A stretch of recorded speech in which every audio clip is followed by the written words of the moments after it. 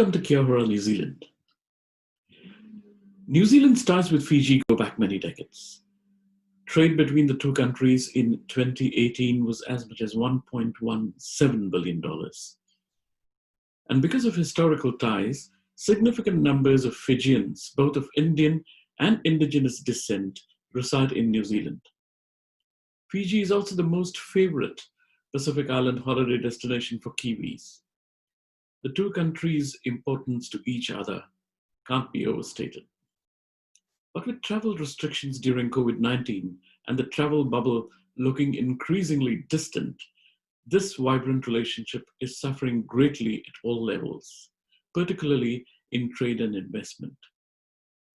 Join me today in my conversation with Peter Rudd, who is Manager Trade and Investment and leads the New Zealand team for the Fiji Trade Commission, which is based in Auckland. The Fiji Trade Commission is a Fijian government-funded agency that works with businesses and government agencies to promote trade and investment opportunities to help advance, diversify, and develop the Fiji economy.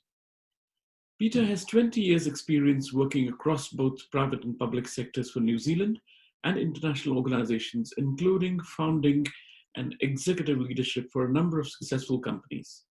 He also serves on the executive committee with the New Zealand Fiji Business Council. Hi, Peter. Welcome to Kia Ora, New Zealand. Good afternoon, Dev. Nice to be here. Good to have you on the program. Now, Peter, tell me, let's start with what is it that your office does in New Zealand to promote trade and investment in Fiji? Yeah, so I head up the Fiji Trade Commission to New Zealand. We were established from the Fijian government about 2.5 years ago now. We have a small team here in the Auckland office, and we're measured and performed against key performance indicators. So we're sort of focused on trade and investment between Fiji and New Zealand. We have a sister office in Sydney, and there are other Fiji Trade Commission offices in North America and China. But our office was really established to promote investment, quality, sustainable investment into Fiji from New Zealand. So lift exports out of Fiji into the New Zealand market. So we work with a range of companies, small, large, whether it's Fletcher's or Fulton Hogan, with a construction infrastructure project in Fiji, or we might be working with a small agriculture or farm in Fiji that's trying to export their pineapples or some of their product into the New Zealand market. How has COVID-19 affected trade and investment in Fiji, particularly exports to New Zealand from Fiji and investments from New Zealand into Fiji, which is what your office really facilitates? So how has COVID-19 affected that activity? It's certainly been a challenge, as with everyone has had to sort of adjust to this new way of working, hence lots of Zoom meetings. In terms of investment, things have been quite quiet. We have clients that are sitting in the margins and that are wanting to move and facilitate and undertake investment projects up in Fiji and the wider Pacific. Some of those projects are continuing because they have teams up on location that can manage that. Others need to wait probably until we can allow borders to open safely before they can start those projects. So a lot of our work has been focused primarily on the export market, which has been quite strong. We've actually seen a good level of exports coming out of Fiji into New Zealand for this quarter and during the pandemic, which is a testament to the resilience of the Fijian economy. So we're seeing, for example, a New Zealand company, Douglas Pharmaceuticals, have our operation manufacturing facility in Nandi, and they've had a huge lift in sales through February, March, April. And they are producing things like hand sanitizer, which, as we know, is in high demand. Those products are being manufactured out of Fiji, sent down to New Zealand for global distribution from their main headquarters here in Henderson. So we are seeing opportunity. Also, agricultural core sort of products, taro, ginger, turmeric, are still seeing strong growth in yield. And we'd like to see more of that. There have been certainly challenges, though, in terms of supply chain, logistics, freight, significant costs involved, particularly with air freight for commodities out of here.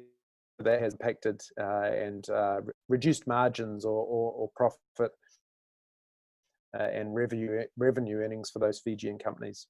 What are some of the measures the Fiji government has taken to keep trade flows going, during these past few months? Yeah, the Fijian government has actually been very proactive on a number of fronts, both in terms of managing the health, potential risks from COVID and shutting down, instituting curfews, for example, and isolating cases, testing of cases or potential cases. And they have also undertaken a number of measures to ease the burden for companies. There are loan schemes in place. And they've been assisting, as I mentioned earlier, the supply chain and freight logistics has been a critical point. So they're making sure that pathways are open. So Fiji Airways, for example, is connecting with Auckland on a weekly basis, and also Sydney and Los Angeles, to allow that freight to continue. And luckily, Air New Zealand are actually also flying weekly between Auckland and Nandi as well, which helps facilitate that trade. So the government is aware. I mean, it is challenging times, and they are doing their best part to try and lift and help businesses during this challenging period. Notwithstanding that, it has certainly impacted on the economy, like all economies at the moment, and particularly out of Fiji, the tourism sector is vulnerable and to this pandemic, and so therefore a lot of resorts, hotels, are either not open or have been gone into hiding until as and when borders can reopen.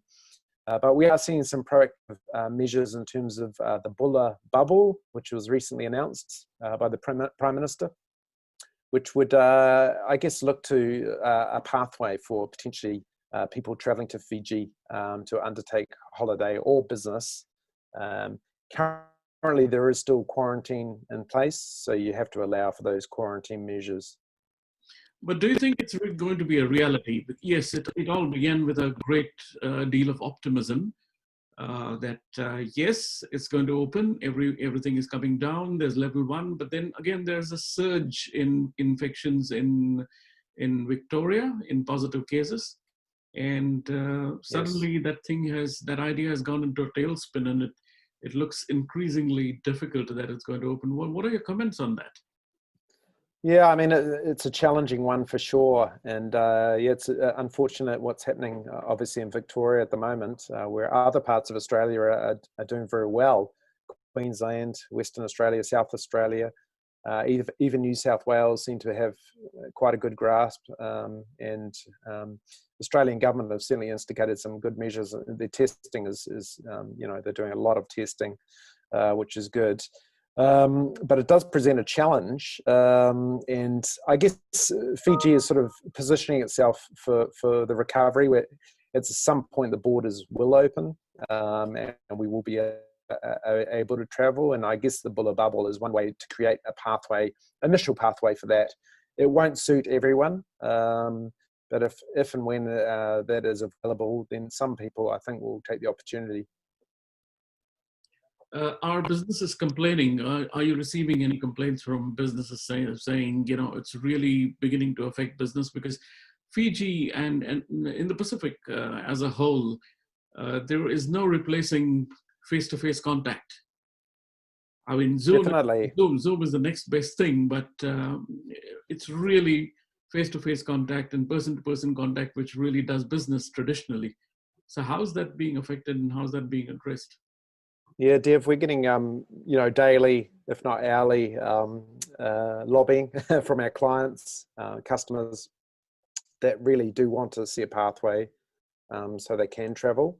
And you're right, A lot of business needs to be undertaken face to face, whether it's an engineering company or something, and they need to send a team into Fiji to undertake their bridging project, roading project, what have you. And it is a two-way street. A lot of Fijians also travel down to New Zealand to conduct business and have businesses in both countries. There's a large diaspora of Fijians in Auckland, for example, and around the country, but particularly Auckland. And these people often, in normal conditions, would be traveling between Fiji and New Zealand on a regular basis, 2 weeks here, 2 weeks there, to facilitate business. So it'd be great, and everyone's asking when can we travel, when can we get up there, and it would be great to see some sort of business bubble. It's something I discussed with Newsroom in an article the other week, and maybe there could be some potential there. But at the end of the day, we have to also be very mindful of the health implications or potential implications of opening travel. And we have to be conscious of that and be mindful of that throughout the process. But look, I think if the right protocols in place, then there's certainly, we'd like to see an opportunity for a business bubble or some sort of limited travel bubble to occur for businesses. Because it is vital, a lot of this work is critical infrastructure, bridges, roads, resort development, a whole myriad of different areas, which is currently on pause due to the limitations on travel. Going forward, do you think the Fiji government, once these things open up, and COVID is not going to go on forever, so at some stage it'll open up to attract more investment and to get more exports, more business going? Do you expect the Fiji government to announce new facilities or new concessions for people who want to come in and invest? Absolutely. I think that we will see some change there, and that's the one. I guess if there's a positive out of this whole thing is that people are reviewing business as normal, because business is anything but normal at the moment, and we've had to pivot and sort of look at new ways of doing things, and Fiji will be no exception to that. And we've got some people on the ground there that are looking into how we can sort of adjust to this new way of working going forward. In terms of Fiji going forward, I think in the medium term is a big opportunity, and we saw this early on when China, was in the beginning of the year when things were starting to blow up there. In terms of manufacturing, a lot of New Zealand companies set up or partnered with manufacturers out of China. And there is a view now that maybe they should, that outsourcing should be brought more nearshore. Fiji provides a great alternative. They actually have capability in terms of manufacturing, call centers, back office processing. So there is a fairly deep, sector knowledge there that can be harnessed, which could give security to New Zealand companies and allow them to diversify, but also a cost advantage.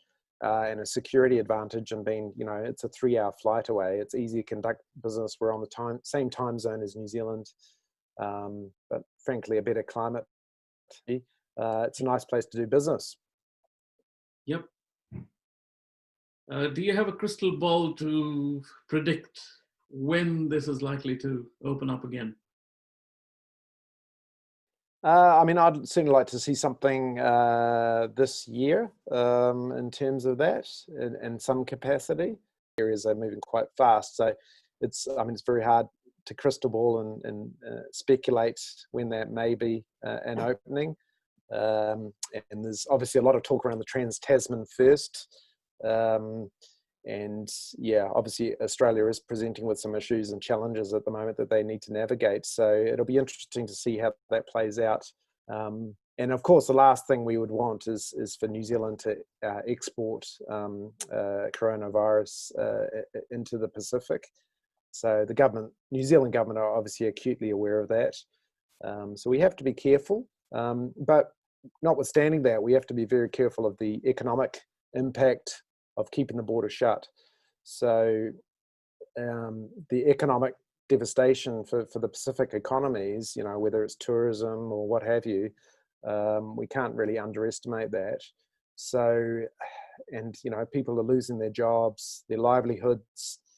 At some point, we'll have to move on, and we should be looking north to the Pacific to assist. This is probably the one opportunity in time where New Zealand and ultimately down the track Australia can really lift the Pacific and that Vivali, or that step up, which the governments have announced in terms of assisting the Pacific and our nearshore partners. What's the role businesses can play in this? In terms of opening the border, or? No, in terms of getting back on track, getting Fiji's economy back on track. How can New Zealand businesses help? Well, I think New Zealand businesses need to be aware of the opportunities in the Pacific, which sometimes they maybe not. They're looking to larger markets sometimes, and they have to remember that actually the Pacific does represent a market, and there are opportunities there for companies to get involved. And these are developing economies that need investments and have opportunities for trade. And I think there's a huge opportunity there for New Zealand businesses to trade and invest.